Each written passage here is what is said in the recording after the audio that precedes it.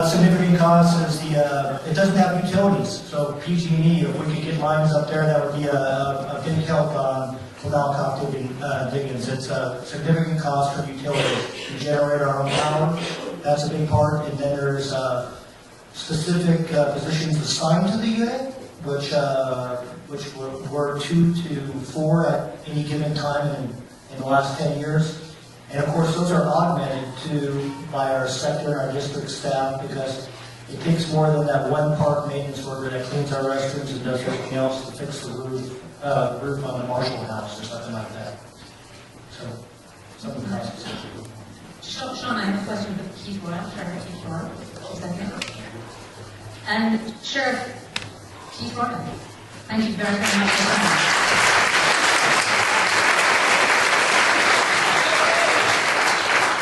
People are asking is, without park rangers, what's going to happen about things like fire and rescue?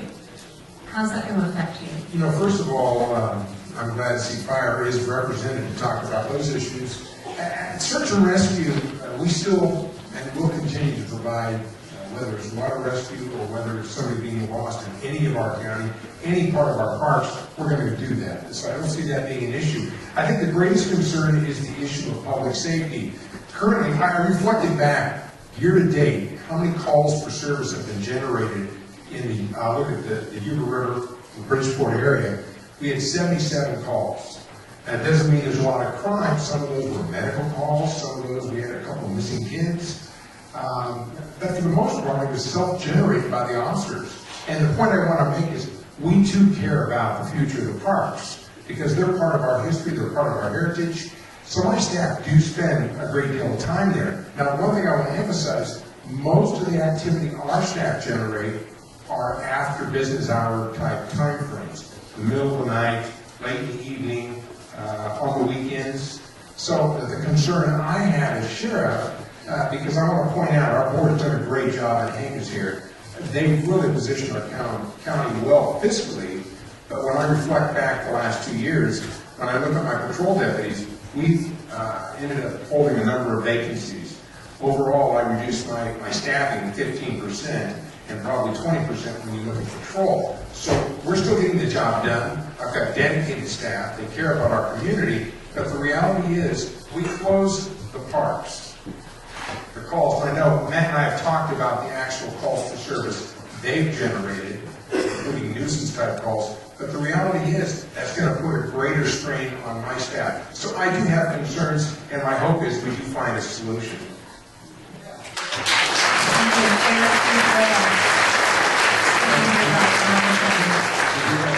Number of dignitaries with us this evening, and I'd like to ask Supervisor Weston. He's the supervisor from the 4th District, is in his 2nd term, and he represents most of the South Yuba River and Malakoff as well. Yeah.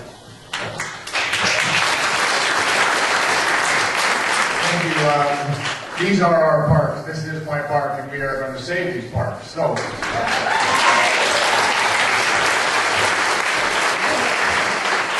want to thank Alan because I read his articles and you awakened us. We sent a letter on the 14th opposing it, calling it a real irresponsible to taxpayers. And I just want to go back.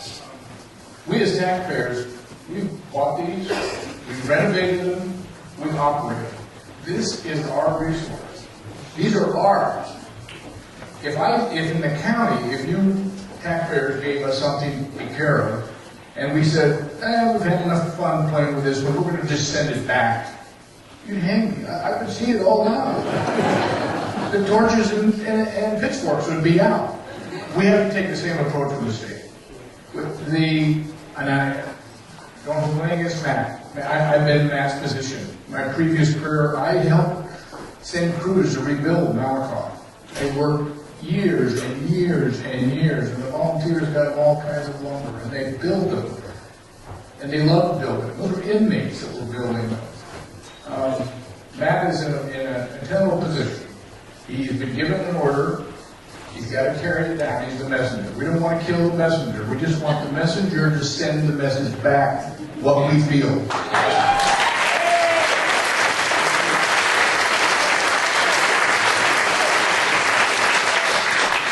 This is a major economic issue, as Kayla brought up. This is a major economic issue for two communities I represent, the Penn Valley area and the San Juan Ridge. Everybody stops by, they either get a beer or ice or whatever else they want to have up there, and now you're right, on the way back, they might want some more. And it is a major economic issue in those two areas, and it helps the county, so of course we have to keep it going for that reason. The counties were never kept apprised of this whole plan, just so you know. We had to read it in the paper, we would ask questions, we couldn't get it. One of the things, we've had several meetings, met with Matt and his staff 2 or 3 times. In the plan, you close, they call it caretaker status. It's closed for all intents and purposes. None of the planning figured out, and it's always supposed to be temporary, by the way. 3 years, the economy was going to turn around and we're going to reopen. The trouble is, what is the cost of reopening after it's sitting there dormant for 3 years? That was never figured into the plan. I maintain, and I will go down to the legislature, I've already talked to our legislators enough, this $11 million for half a year, $22 million for a year, that's wasted in a month down there. It's wasted. This $22 million is not a big spot. I'm sure they can come up with the $22 million. Anyway, as far as, I can't speak for the board, we wrote the letter, I'm sure the board is behind me 100%. We want to be a willing partner in fixing this and making sure that they do stay open. But the only way we're going to do that is at the parks, no, not the parks. I believe you when you say that's not your DNA. The state has got to understand that they have got to give us assurance that those 2 parks are staying open and they will become part of the solution. Thank you.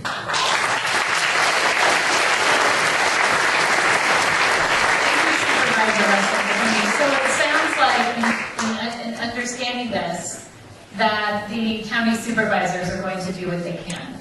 Is that correct? On the spot. No, well, we'll do what we can with the finances, but we need the assurance. So we've requested a plan. What would they like to see from us? And then we will decide and determine what we can do to help bridge that gap. But we want to see it. Verbally, our big fear is, well, okay, we have this plan, and so we agree to do something on this plan. And then all of a sudden they say, well, it's not enough, and we're going to close the park. No, I want to see it in writing, what you're going to do for us, and we'll tell you what we're going to do. Thank you, Supervisor Weston.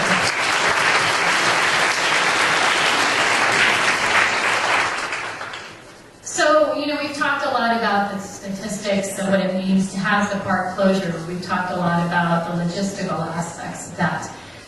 But when we talk about the heart and what that means for us as a community, when we look at closing South Yuba River State Park or Malakoff Diggins, what does that mean for us as a people when we talk about educating the next generation, for example?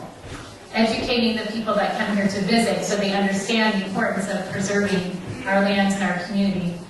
And with us here I have Dave Anderson and also Tom Stark. Dave is with SERPA, South Yuba River Parks Association. He's the president, and I'm sure many of you have participated in some of the activities that they've offered in leading tours. And also Tom is with Malakoff Diggins and their State Park Association, who are doing extraordinary things to keep us informed, to keep us inspired, so that we understand and care about our parks. So Dave and Tom, I thought I would actually, because you're both doing work around this and educating for me. First, Dave, do you mind standing up? Let's welcome Dave Anderson. How long have you been doing this for SERPA? I've been with SERPA for about 3 years, vice president for a year, and president going on our 2nd year now.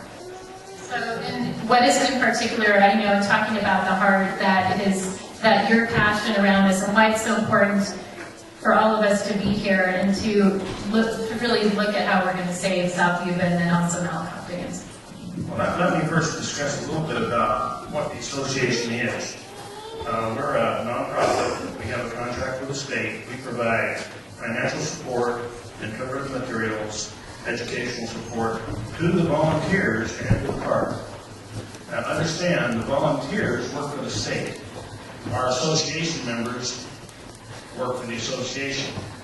There's a huge overlap. Most of our association members are volunteers, most of our volunteers are association members. But we do need to keep those separate. And one of our big concerns is, if the park does close, the volunteers can no longer work in the park. That means no more wildflower walks, no more school tours, no more visitor center, no more goat pegging, all those things that we so much enjoy. As an association, we've, I don't know how many have been out there recently, have you seen the Shell gas station? Our association helped fund and helped do a lot of the work in restoring that to its appearance in 1927. That was only phase one. We still have two other phases that we're proceeding with. Renovation of the barn, maintenance of the trails, maintenance of the native plant garden, interpretive brochures. We have created a couple of self-guided tours for people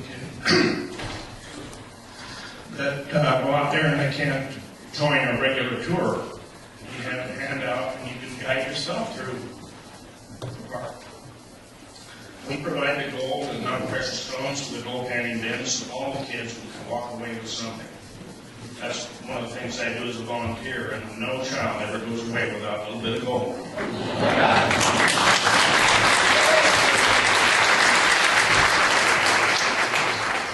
The association has a philosophy right now, business as usual.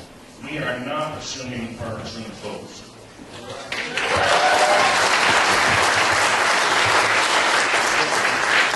I think many of you enjoyed our fall festival this year. We are already planning for our spring and fall festival for next year.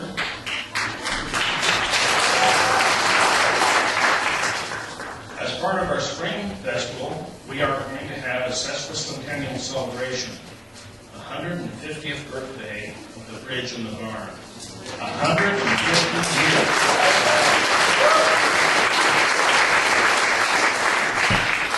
Those are so precious resources.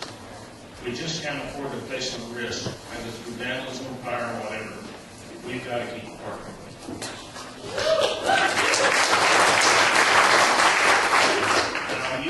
I can go through my list. You've already heard a lot of the reasons why we just can't afford to close the park. Public safety, all those things are so precious to us. And also, very important to us are our citizens who enjoy that park so much.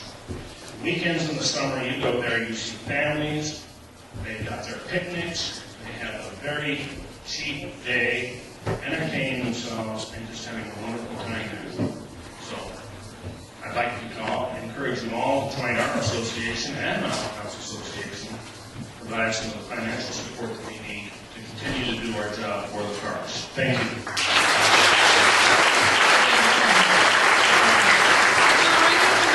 As well, since we just talked about Southview Bay and the treasure that Malakoff Dickens is and the services that you provide. We're sort of on the far out on the beaten trail. We get not as many volunteers in Southview. They show up once and then they don't come back again, so we do have a problem with volunteers. But the volunteers that we have do an excellent job. And as Southview, we're going to continue with the programs that we've run for the last 20 years, 30 years. We're still going to have the Humbug Days in June, the Fish Derby in April, the ice cream social that we have in Thanksgiving, and then at the end of the season we have a party for the people. So we're going to continue with those, and as much as we can, we're going to try to keep the park operating with volunteers.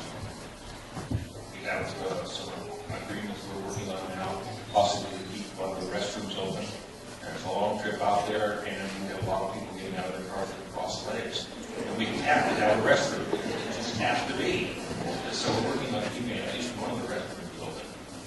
But right now, we're looking to continue, and we're hoping and praying that the park doesn't close.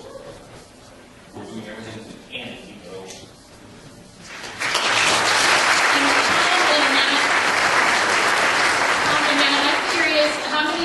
children has Malakoff Diggins served on, you know, I don't know if all of you know, but Malakoff Diggins is known across the state for children, elementary school age, coming and camping out there every year.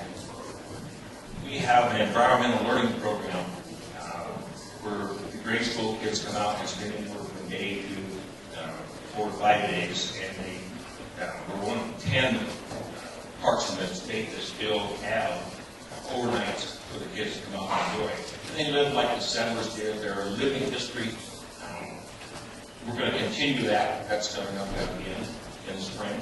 And we also have a group that brings students again, grammar school students, the trail guides. They're going to be back with us again this year.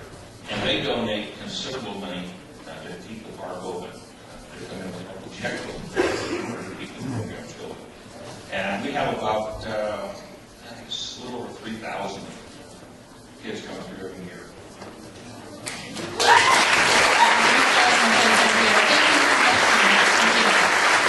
Janet, question.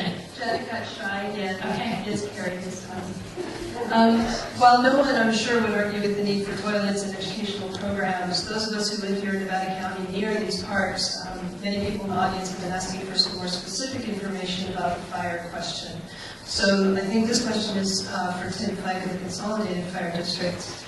With park closures and the potential for not having rangers on site, how are you going to coordinate? What is it that you do currently, and what is it that you're going to lose if the park closes in terms of early notification and basically keeping the rest of the county safe from fires that may unfortunately start in one of the state park units?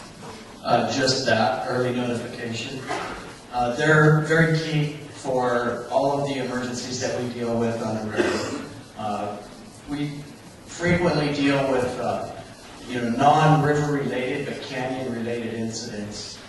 Falls on the trail with a broken leg, or the smoke check upstream from the campers that thought it would be a good idea to build a campfire in August. But the state park rangers have always been very, very integral in early notification, letting us know the type of emergency so we can send the appropriate resources for that emergency. So if it is a simple campfire, we're not rolling air tankers, bulldozers, and campers. If it's a river rescue, quite often they're there and have stabilized the incident and notified us of the situation, and we quite often will have a helicopter en route. And that early notification saves us a good 15 minutes, whether somebody has to drive out of the canyon, find a south site, make the emergency notification, and then we get notified and have to respond to the river. So without radio communication, you're looking at least a 20-minute delay before we actually know what it is.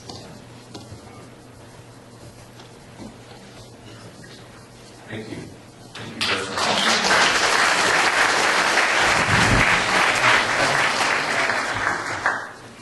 I have two folks here today who've already gotten into action on this issue. This is Skylar Garvey and Snow Blue. Where do you go to school, Garvey? Axel Turner Yeah, and where were you today, Snow? at the Capitol.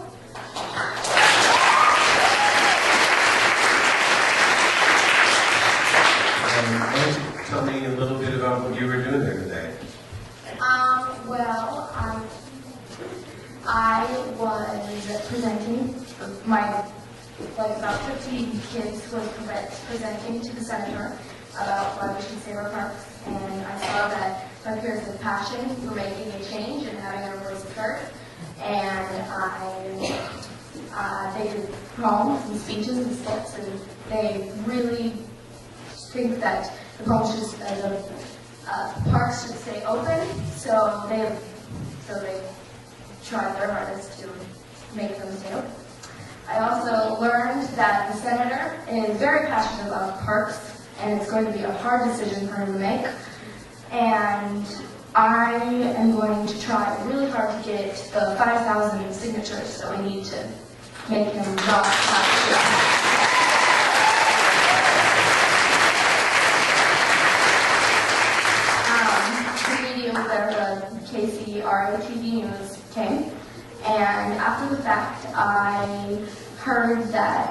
senator,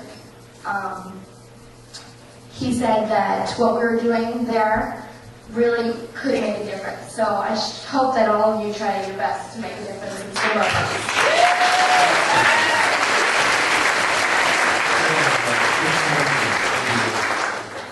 I learned that the Capitol is our building and that the South Yuba is our park. I learned that nature is our teacher and these parks are our classroom. The river is our classroom, that we need to learn it. My peers and I learned with our senses, and the Yuba River is one of those. If we don't keep the parks open, there will be vandalism, trash, pollution, and a lot of lost memories. If we keep our parks open, they will continue to be a beautiful place and a lively memory from our heritage. There are 70 parks on the closure list, and we need 5,000 signatures on our petition. My classmates and I are going to get those, and we want your help to keep our classroom open.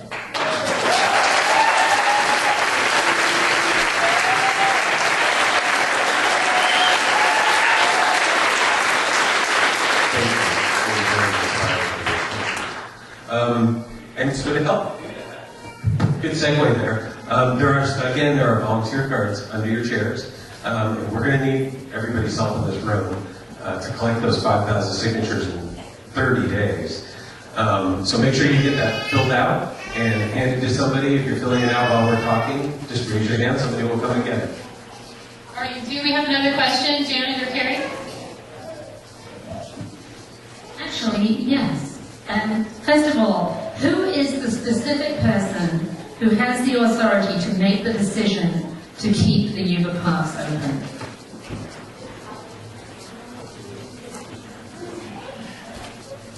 The governor, and then Director Ruth Cohen. And what is the timeline for getting, if we're going to get these parks removed from the closure list, what is the timeline?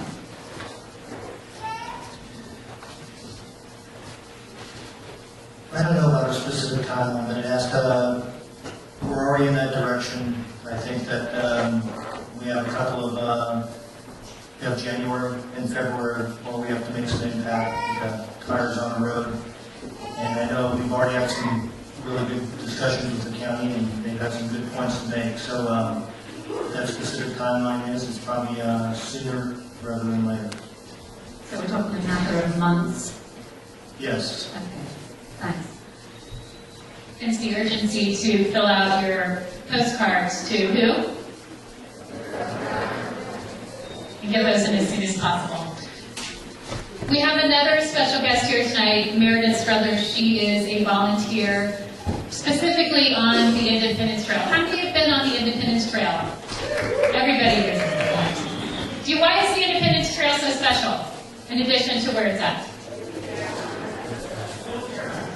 It's accessible, wheelchair accessible. The first wheelchair accessible trail in the United States, is that correct, Caleb? Okay. And longest. Janet, did you have a specific question for Meredith? Actually, there is a question about the Independence Trail. I'm glad you're here, Meredith. Somebody wants to know, what will happen to the Independence Trail, seeing that it is such a delicate and cleverly engineered trail? What will closure mean to the Independence Trail? Well, I have very good news about that. First of all, I'd like to thank everyone for coming out tonight in support of the parks. And I represent Sequoia Challenge. We were founded in 1974 by the late John Olmsted. We are a 100% volunteer-supported organization. We have no office. We have no bells and whistles. We just get out there on the trail and do our job.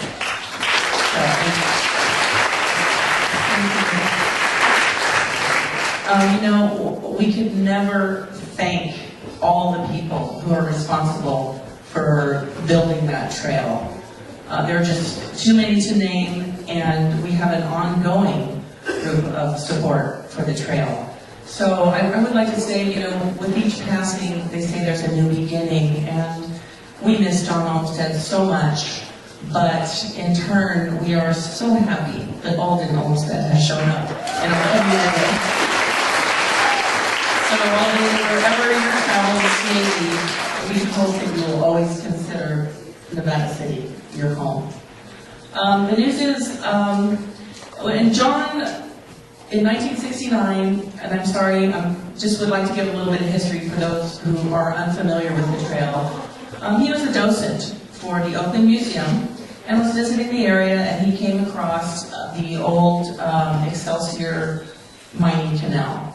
And immediately he noticed that it would be perfect. It's got the rock-lined ditches, the adjacent paths that we call berms for the ditch tenders, and wooden bridges that are flumes that cross the ravines for access. So John recognized this right away. That could fulfill a dream from one of his friends was to find a level wilderness trail where she could reach out and touch the wildflowers from her wheelchair. So consequently, many years later, lots of volunteer effort, we have the Independence Trail. So the good news, we are in partnership with California Department of Parks and Recreation, and they own land out there, and Sequoia Challenge owns land out there. We have about seven parcels for a total of 207 acres on both sides of the trail, east and west. And because of this, I'm happy to say that there is no way that the Independence Trail will be closed, even if the park is.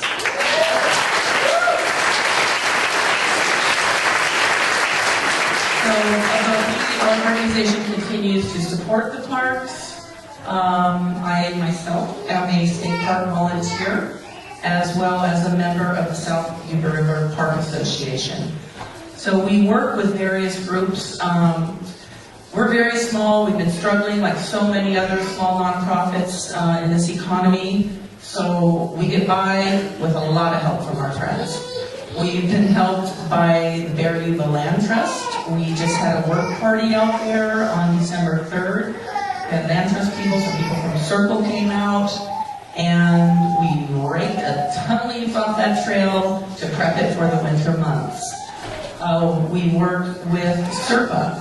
Their volunteers came out. We've been working on a Rush Street wheelchair ramp to ensure the safety for all that use it, especially those in wheelchairs. And so we continue, our goal is to keep the trail open, free of charge, 365 days a year. And so we appreciate all the support from the community. And I would also like to recognize Sally Olmsted, John's former wife, as she was a co-founder of the trail. And if you would indulge me a moment, people who know me, you know I like to bust a rhyme. So, several years ago I wrote a little poem, and I would like to share it with you. It is in the spirit of volunteerism, and hopefully I can see it. Oh, right. So, 'tis the season that inspires us each year to open our hearts with love, joy, and cheer. But for some special folks, goodwill is year-round, and it's these kind of people we're glad that abound.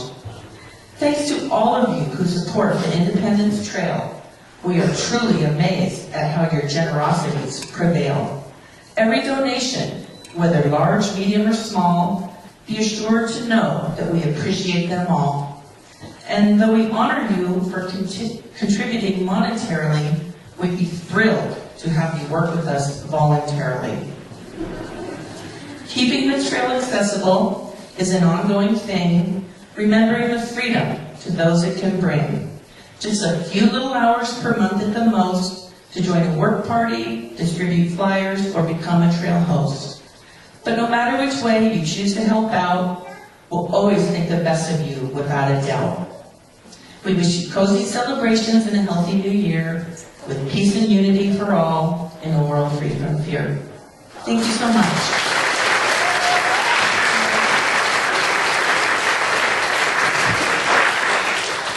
I want to thank Meredith, and I also want to just acknowledge as much work as I've done on the South Yuba River over the last years. Meredith, Dave, Tom, I had no idea what was going on out there, and I'm sure many people in the room just had no clue what is going on at each one of the segments of the river in Malakoff. I just want to thank you. This is coming from pure generosity.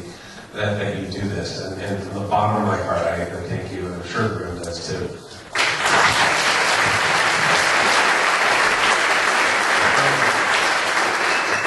Don Reibert is the chair of the local mining tribe, and I had the fortune, hopefully many of you in the room did, to attend Calling Back Miss Cameron. Yeah, that's right, because that's what it deserves. It's a beautiful event, and most of you know that our river has been deprived of its salmon since 1941, when the Bright Dam went up to resume hydraulic mining that never resumed. And I know, Don, through my experience there, it's been a profound experience, and if you haven't been, I urge you to go and to take your children as well. And I'd like Don to share his comments.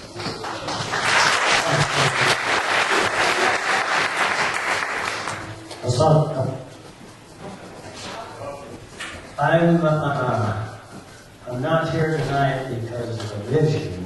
I'm here tonight because my friend Robert Burton kept calling me for days. Thanks, Rick. Yeah, I'd like to thank State Parks for preserving the land as long as you did. I really thank you for that. You preserved the South Yuba. I can only envision if it wasn't for State Parks, what would be down there at Bridgeport, probably a rock company or something. So, I heard him talk about 150 years of history with Bridgeport and Melancoff. On a tribal perspective, there's probably 10,000 years of history, especially at Bridgeport. There's a huge village site there. There's probably 3 feet of fish oil on down there. The name of the tribe, I can't think of it right now, but they used to call them the Bridgeport people. Anyway, thanks, Sean, for having me here tonight, and I really like the idea of a parking fee. It seems to me that's the easiest. I think you use the one that said that. I kind of like that. Anyway, thank you. Take a vote on that.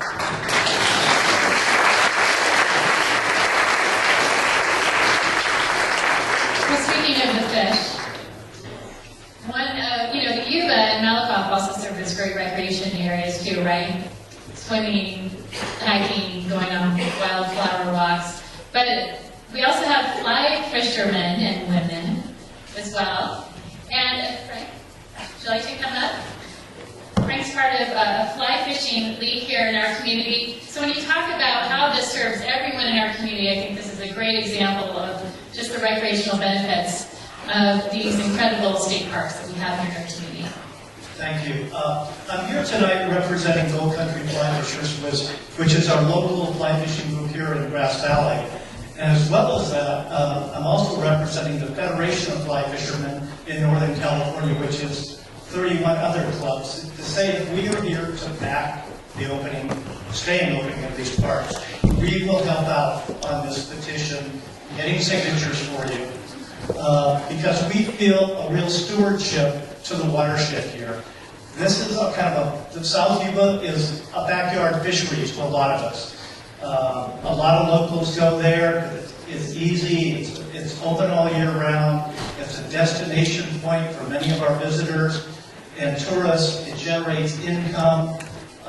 Malakoff Diggings is, someone kind of alluded to this tonight, it's the kids fishing derby there. And I've been fortunate enough to be part of that for many years now as a volunteer, working with the association there and the state parks rangers there, where we put on a really unique experience for little kids. This is a one-day event. Everything is paid for. They all go away with fish. They go away with prizes. They go away with buying into a history and a stewardship of our watershed and a respect for the fisheries there. It's a family event. If you haven't been there before, Tom alluded that this may still happen again this year.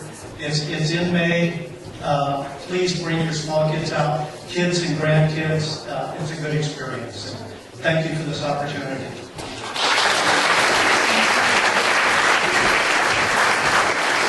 I'm going to bring up Lisa's point that I know there were some questions about jobs and the economy.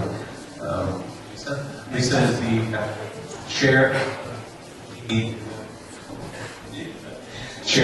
Nevada County Economic Resource Council and an incredible public servant. So thank you for being here. Thank you all for being here tonight too. You know, the other hat I wear is also a member of the Grass Valley City Council, and it's very rewarding to see a group of people who are here to solve the problem and not look to just government officials, as I look at some of my other fellow electeds here to solve the problem. So my hat's off to all of you for being in this room and wanting to solve this problem. Question. The questions really were all about, do you know the sort of economic impact closing the parks will have? And is the business community concerned about this? Yes, and yes. There's been a couple of economic impacts that have been discussed tonight, and that has to do with tourism and with the tangible dollars that come in from what our state parks generate by people coming to our community to visit. As chair of the Economic Resource Council, our organization is made up of the consortium of different groups in the community. There's 13 different organizations that are represented there: local government, business associations, chambers of commerce, downtown associations, the hospital, the school district. And the thing that we measure with the state parks and with all of our amenities that we have in the community is that our primary goal for the ERC is to create what we call primary jobs. And a primary job is a job that creates something in the community and then exports it out of the community. And I will tell you, we have a great number of businesses in our community to do just that. And the reason that those businesses come here isn't because this is a great place to do business or, you know, that the transportation is great. They come here because they want to live in Nevada County. And the reason they want to live in Nevada County is because of the place that's been created here, through our historic downtowns, through our state parks, through the Yuba River. And if we allow those amenities to go away in our community, we lose our economic base here, because our true economic base in the community are our primary job creators. They're our wealth creators in Nevada County. So we cannot afford for any of those amenities to go away. And did you have any other question in regard to that? Apart from attracting jobs because of the beauty of the area, people wanted to know whether you had statistics. I think Caleb gave them earlier, but from business, from ERC, about how much tourism brings in.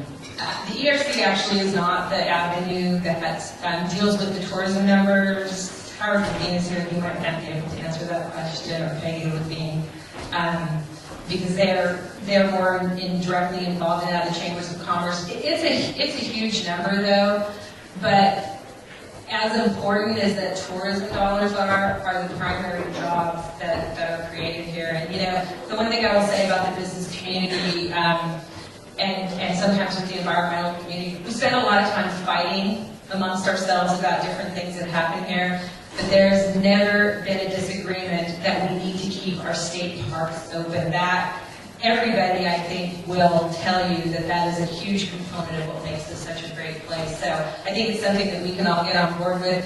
I will take all this information back to our board of directors for the ERC. Not only will it be our organization, but many other organizations that are represented by us to get the word out to all of their members. There's probably well over 2,000 people who will directly get the information that's been provided here. We'll get some of those names on some ballots for you guys. So government listens. Keep doing what you're doing, because government listens. The squeaky wheel gets the grease. People have been asking whether they can get more petitions to take home with them, and more of those cards, and yes, they are available, I believe, Caleb, on the circle table outside. So They're available on the circle table outside. They're also, for those at home and in the room, yubayriver.org. The petitions are uploaded there. You can download them at home and print them out and get several hundred of them signed and compete for that Wild and Scenic Film Festival pass. We're getting close to the end of our evening. We have one last speaker, and then we'll hand it back to the panel for some summary. But how many of you were here in 1999? And how many of you remember and savor the Wild and Scenic campaign? It was a moment of empowerment for our community. So many hundreds of folks headed down to Sacramento for lobby days and thousands of letters. And we were led in that campaign by, at the time, Supervisor Izzy Martin. And I'd love to ask Izzy if she could reflect on this, whether Wild Scenic affects this at all, and what your thoughts are.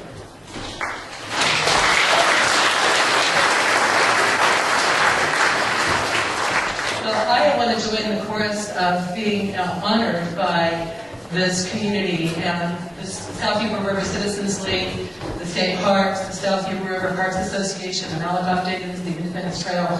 Everyone here, we know that this community works because we actually put our nose to the grindstone, our elbows to the wheels, or whatever, to get the work done.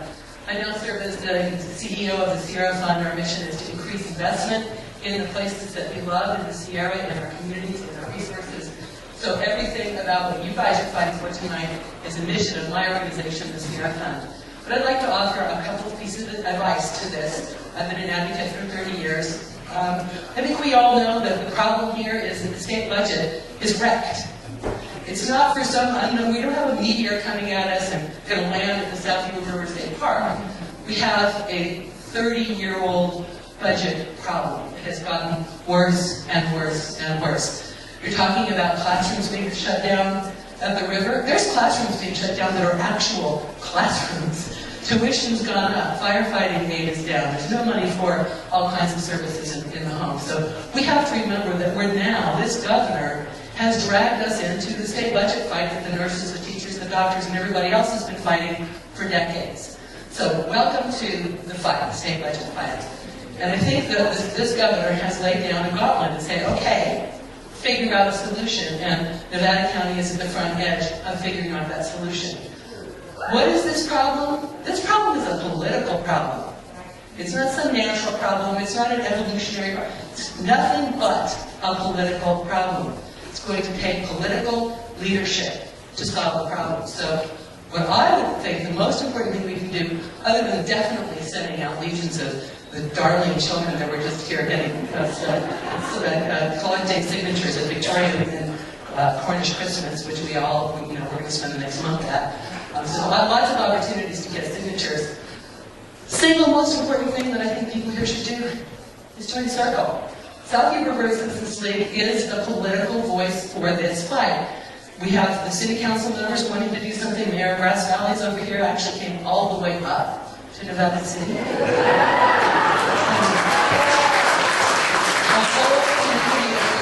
Nobody thinks it should be shut down, but at a certain point you need an organization that will go and speak with a political voice. That is the South Yuba River Citizens League.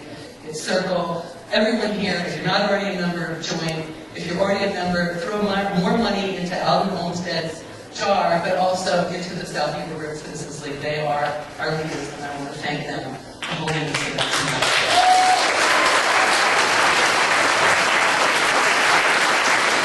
Thank you so much, and thank you for the long, hard fight that you have been leading on this river. You said 11 years ago this would never end. It will never end. Until it ends. Janet, there's one more question. And of course, as usual, Izzy has stolen this question, and she's already answered it. But the question really was, what is the single most effective thing I can do? And apart from obviously joining Circle, Caleb, can you tell us, can you answer the question, what is the single most important effective thing that this question writer can do?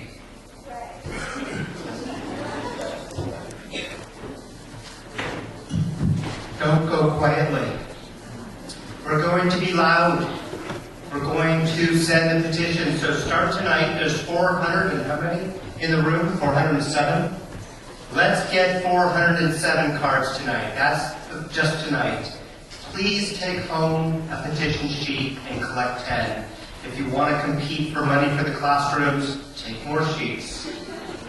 And thank you, Izzy, and thank you everyone who's been so kind to point, circle. And it's true. Please join us. Please support this effort. And 40 kids went down to the state capitol today. In 30 days, we want 400 of you to come with us. That'll get their attention. I also want to thank Supervisor Weston for his leadership and encourage all of you. There are so many issues that compete for our local elected officials' attention. Let him know, let his colleagues on the Board of Supervisors know, let our state representatives know that this is a priority for you. Call them tomorrow.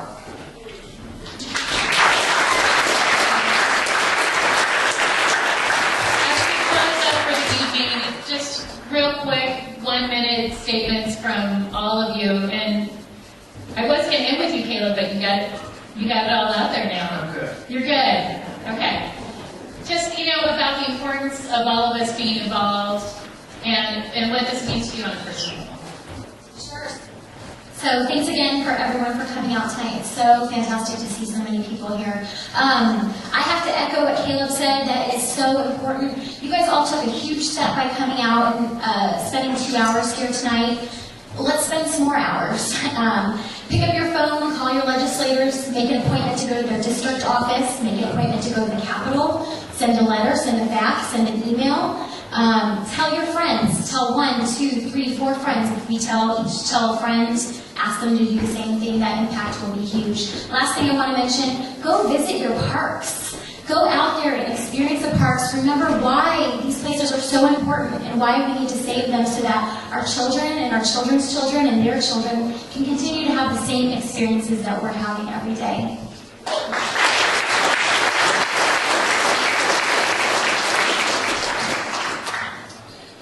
I want to say the same thing. It's incredible to see everyone here. I mean, I've been all around the state, and I haven't seen this type of showing for a public event.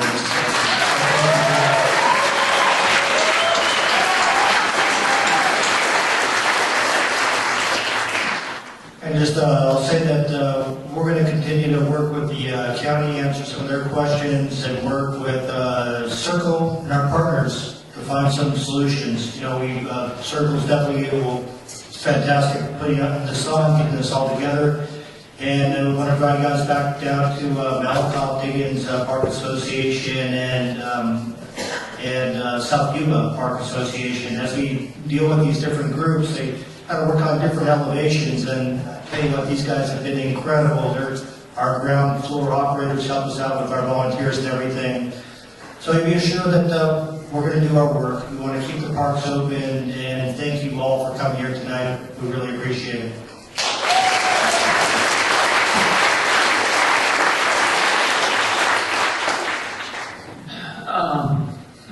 Well, first I want to just say a caveat to my last statement.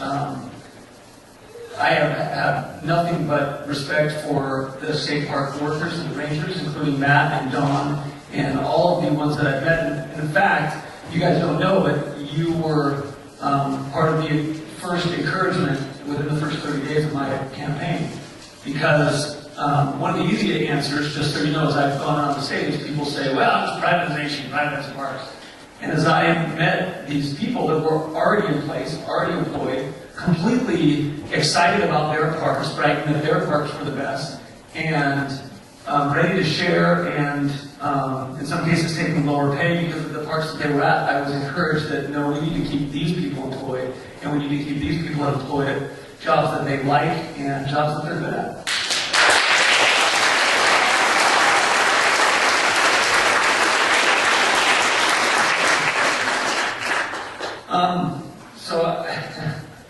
I'm trying to think of a way to end this. You should be glad my dad's not here. We'd go for 20 more minutes or another hour. But I know you wouldn't, you have listened, that's why. I am, just completely continue to be humbled. My bottom line is that too much work has gone into these parks.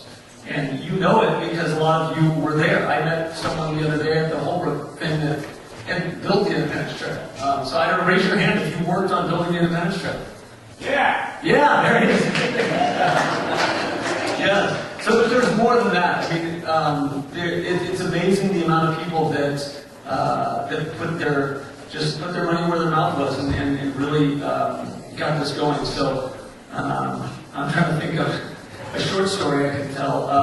Well, I guess it just sums it up the way the whole thing started with my dad and I getting back together is in the mid-90s where I just was kind of figuring that I was getting older and it wasn't going to happen unless I sort of just drove up here and showed up. So I actually didn't call. I got turned around a little bit on the road like a lot of people have coming out to the yard sales. And I pulled down to the house and my dad said, what are you doing here? This is a great surprise. I said, well, I just want to see you and want to hang out. And that was the beginning of finding out what was up here, finding out the river. And I will never forget the first time I saw the blue-green waters of that river. I saw the sun shining off the bottom, and I saw the gold dust sparkling, and that was it. And that was before I was a photographer too. So, but so then when I guess the short story I'll tell is so I told some of my friends, you guys, there's this amazing river up here, and it's not that far away, and we're going to drive up there and see my dad. Okay. So we showed up late one night, and of course my dad throws a mattress out on the deck and says, well, you can sleep out in the stars, and look at, he pointed out all the stars, and we woke up the next day, and we went down the river, and I said, well, Dad, are we going down the highway? Oh, no, I got my own place for the river. And it involved different gates and locks, and remembering if he had the keys to the gates and the locks. And it involved a couple of my friends in the back of a truck on a mattress that didn't smell the best, but they rode victoriously down there. And then, of course, my dad complained about the Scotch broom and how he'd have to get back on this part of the trail. And cleaned it out at a later date. He made a note to himself, probably on his hand, like I do. And then we got down the river, and I guess it was a spot below Jones Bar. And I turned around, and there was my dad with no shorts on, and I realized why we came to his part of the river. And so I waited until my friends, I just waited until my friends looked, and they said, yeah, this is John's part of the river. You know what, John, you can have it. But no, we had an amazing day that day, and my friends, every single summer, my friends, whether or not I was with them, we've come back to the river every summer, whether it was for me from Hollywood or my friends from Sonoma County. And we'll never forget those first years and the memories that we've had of the river in kind of a relatively short time. And that was just those memories that I will always save. And so I just think the parks are important, the economy is important, all these things are important, but the bottom line for me is that too much went into these parks to just let them go. And it takes asking questions, and it takes being smart, and I think it takes being creative, and I think it takes being fun, and I am determined to find fun and creative ways that we can enjoy saving our parks. And I said this at the beginning, maybe I'm just an optimist, but if at the end of this whole thing, if what results is that the people in all the communities, all the 70 parks that are on the list, are more knowledgeable about their parks, more active in their parks, and show up even just one day a year to help do something and to supplement the rangers' jobs. If that results, then this was actually a good thing. And there's nothing wrong with that. So I encourage you to please stay involved.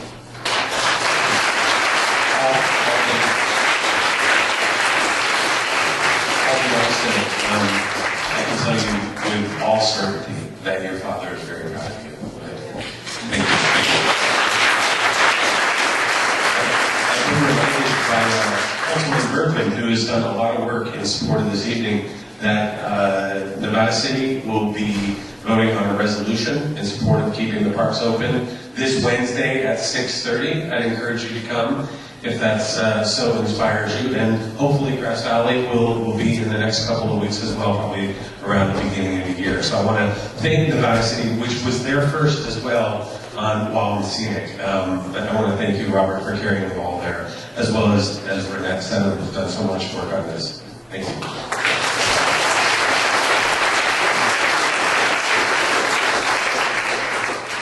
Yeah, Caleb, we're going to hand it over to you. You've got closing comments for about 3 or 4 minutes. Thank you. I don't think I can tap dance that long. We might have some more questions, but maybe I can just play with this for a few minutes. I think what I want to express is closer is thank you. It's thank you to all of you for coming out tonight, and thank you for a community that understands that it is a political fight, but we do it with love and we do it with art. Look at this room tonight and all the amazing photography, the banners, the posters. This is a community that understands that we know how to fight, but we also know how to have fun doing it. So thank you all for that. And just thank you to all the people who helped make this tonight, and to our staff, to our board, to really, it's just a stagecraft that we ended up here. We're really all in this together, and I mostly want to appreciate our elected officials, our law enforcement, our fire department, the business community, and everyone else who's been part of making this a great community and for keeping us focused on what's important. Thank you. You know, we've been informed, we've been educated, but now as the committee was working on, as the panelists are telling us, now's the time, friends, to activate into action, right? So what is the first thing you need to do tonight? Okay, she's calling Jerry Brown tonight, waking him up on his phone. What else do you need to do tonight?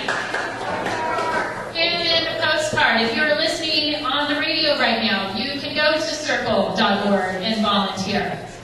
Hand in your postcard tonight. In fact, for those who are already committing to volunteering and to be part of this movement to save our parks, in addition to that, you will be participating in a raffle drawing as well. Did we mention that earlier? Okay. So if you turn in your volunteer card tonight, just tonight, you will be able to participate in the raffle drawing. All the gifts are displayed right there on the table. So we really want each and every one of you to think about first, what is your favorite memory of the river? What's your favorite memory of the river? And think about what is it that I can do to help preserve that memory and to ensure that we're going to create other memories together for ourselves, for our community, for those beyond who've never been to Yuba River or Malakoff Diggins. What is that we're going to do for the next generations to come to ensure that they also have opportunities? Part of that is thinking inside about our favorite memories and why it's so important to us. And second, taking that volunteer card. Third, do you remember the postcards? Who does the postcard go to? Governor Jerry Brown. And that needs to happen when? Tonight. You've got within the next, 30 days?